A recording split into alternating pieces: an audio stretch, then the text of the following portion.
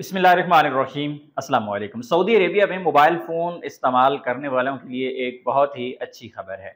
Saudi Arabia technology के मैदान में आए रोज़ आगे बढ़ रहा है, जबकि दूसरी जानिब अगर हम बात करें अपने सियासतदानों की, अपने जर्नैलों की, अपनी अदालतों की, तो आपस में ये लड़ाइयाँ ही ख़त्म नहीं होती।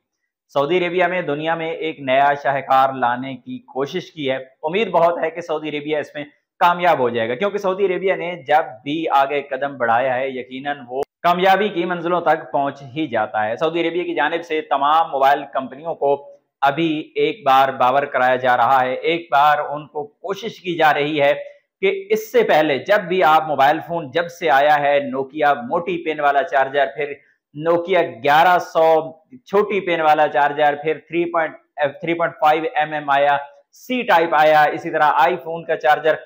तो आपके लिए एक झंझट होती है काफी ज्यादा कि आपके पास मोबाइल फोन कौन सा है। अगर आप किसी दूसरी जगह पे जाते हैं तो पता नहीं आपको वहां पे चार्जर मिलता है या नहीं मिलता। वाईफाई चार्जर आ गए और इसके अलावा पता नहीं कौन सी टेक्नोलॉजी। लेकिन सऊदी अरेबिया ने एक बहुत अच्छी कोशिश का आगाज किया है।